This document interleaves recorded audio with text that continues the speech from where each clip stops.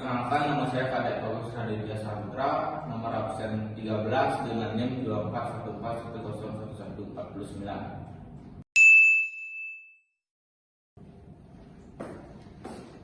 Baik, perkenalkan, nama saya Ketut Raditya Saputra dengan nomor absen 18 NIM 2414101168.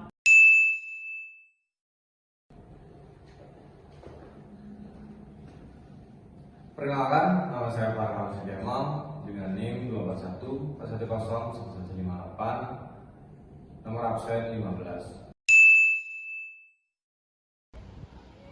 Seperti yang kita tahu, Indonesia merupakan negara hukum sesuai yang diatur pada pasal 1 ayat 3 Undang-Undang Dasar Negara Republik Indonesia tahun 1945.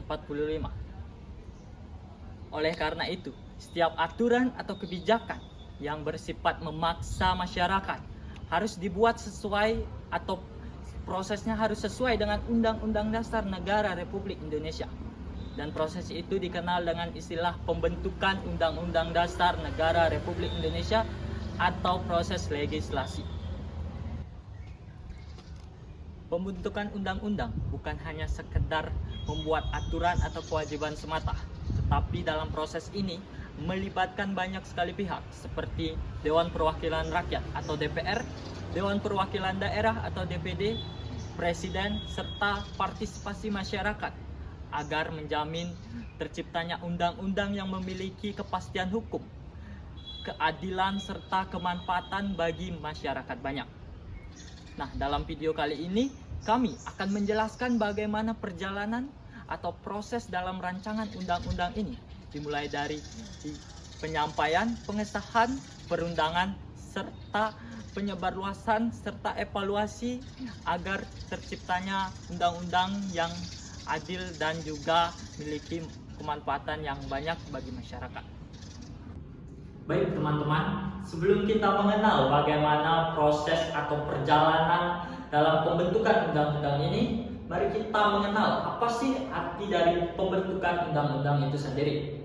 Nah, pembentukan undang-undang itu sendiri adalah sebuah proses di mana menyusun sebuah peraturan yang dilakukan melalui beberapa tahapan, yaitu seperti perencanaan, penyusunan, pembahasan, pengesahan, pengundangan, dan juga penyebarluasan sesuai dengan ketentuan peraturan perundang-undangan. Nah, dalam pembentukan UU ini terdapat beberapa pihak yang memiliki kewenangan untuk mengajukan RUU seperti DPR, DPD, Presiden. Nah, dari ketiga itu memiliki hak untuk menyampaikan pembentukan UU yang terbaru.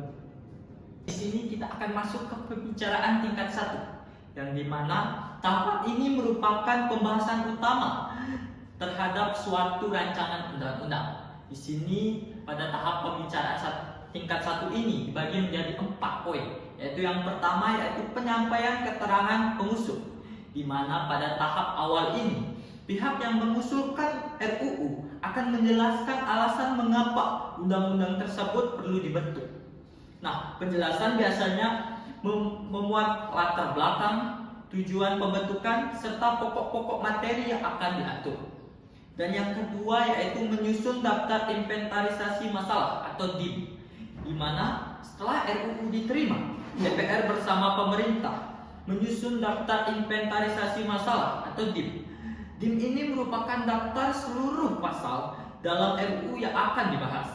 Dalam DIM akan dicantumkan pasal-pasal yang akan disetujui, diubah, dihapus, atau ditambahkan sehingga pembahasannya menjadi lebih sistematis. DIM sangat penting karena menjadi pedoman dalam sebuah proses pembahasan rancangan undang-undang. Dan yang ketiga yaitu pembahasan di komisi atau panitia kerja, di mana selanjutnya dilakukan pembahasan secara rinci di komisi atau panitia kerja. Pada tahap ini, setiap pasal akan dibahas satu persatu oleh anggota DPR dan juga pemerintah untuk memberikan masukan, melakukan perubahan redaksi, bahkan menambahkan ketentuan baru apabila dianggap diperlukan. Dan yang terakhir, dinamika perdebatan dan juga lobby politik, di mana setiap pembahasan pasti akan ada perdebatan. Nah, karena setiap faksi memiliki pandangan yang berbeda, sering terjadi perdebatan dalam sebuah pembahasan. Perbedaan tersebut biasanya diselesaikan melalui diskusi bersama maupun lobi politik untuk mencapai kesepakatan bersama tanpa mengabaikan kepentingan masyarakat. Pembicaraan tingkat 2. Setelah pembahasan selesai, RUU dibawa ke rapat paripurna. Pada tahap ini dilakukan 3 poin penting. Yang pertama, penyampaian laporan hasil pembahasan. Yang kedua, pendapat akhir setiap fraksi. Dan yang ketiga, pengambilan keputusan apakah RUU disetujui menjadi undang-undang. Apabila mayoritas anggota menyetujui, maka RUU dinyatakan disahkan bersama DPR dan Presiden. Pengundangan dan penyebarluasan. Setelah disahkan, undang-undang belum langsung diketahui oleh masyarakat. Karena itu dilakukan pengundangan, yaitu penempatan undang-undang dalam Lembaran Negara Republik Indonesia oleh Menteri Hukum. Sejak diundangkan, berlaku asas fiksi hukum, yaitu setiap orang dianggap mengetahui isi undang-undang walaupun belum membacanya. Asas ini bertujuan untuk menciptakan kepastian hukum. Selanjutnya, pemerintah melakukan penyebarluasan melalui berbagai cara, yaitu melalui media massa, media sosial, seminar, penyuluhan hukum, pendidikan, dan sosialisasi kepada masyarakat.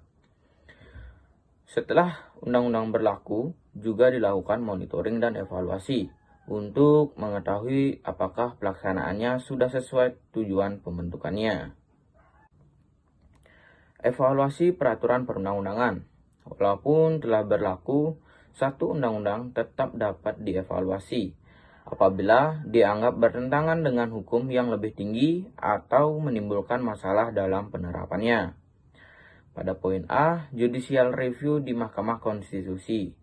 Mahkamah Konstitusi berwenang menguji undang-undang terhadap UUD Negara Republik Indonesia tahun 1945.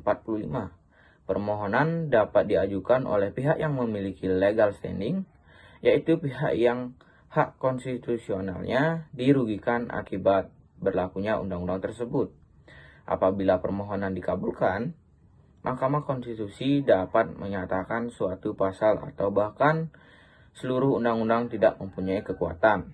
Nah, tadi udah dijelasin kan terkait dengan judicial review di Mahkamah Konstitusi. Kita lanjut ke judicial review di Mahkamah Agung. Mahkamah Agung memiliki wewenang untuk menguji peraturan yang berada di bawah undang-undang seperti peraturan pemerintah, peraturan presiden, peraturan menteri, dan juga peraturan daerah.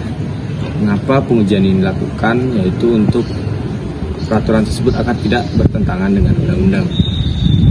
Nah, kita lanjut ke executive review. Selain melakukan evaluasi oleh lembaga peradilan, evaluasi juga dilakukan oleh pemerintah melalui executive review. Dalam mekanisme ini, pemerintah melakukan pembinaan dan evaluasi terhadap peraturan daerah agar tidak bertentangan dengan kepentingan umum dan juga peraturan yang lebih tinggi. Nah, menurut kami, proses legislasi di Indonesia telah memiliki prosedur yang cukup lengkap karena melibatkan DPR, Presiden, dan juga masyarakat. Namun dalam praktiknya masih ada tantangan yang harus dihadapi, seperti pembahasan yang kurang optimal, partisipasi masyarakat yang juga belum optimal, serta waktu pembahasan yang terkadang terlalu singkat untuk isu-isu yang sangat penting. Kedepan, kualitas legislasi dapat ditingkatkan dengan memperluas akses masyarakat terhadap informasi pembentukan undang-undang, memperbanyak forum konsultasi publik, serta memanfaatkan teknologi digital agar masyarakat dapat memberikan masukan secara lebih optimal. Pembentukan undang-undang merupakan proses yang panjang dan melibatkan banyak pihak, mulai dari pembahasan di DPR, pengesahan oleh Presiden, pengundangan dalam lembaran negara, hingga evaluasi melalui Mahkamah Konstitusi, Mahkamah Agung, dan juga pemerintah. Seluruh tahapan tersebut bertujuan menghasilkan peraturan yang memberikan kepastian hukum, keadilan, dan juga kemanfaatan bagi masyarakat. Semoga melalui pemahaman mengenai proses legislasi ini, kita dapat lebih memahami bagaimana suatu undang-undang dibentuk dan mengapa partisipasi masyarakat sangat penting dalam mewujudkan sistem hukum yang demokratis.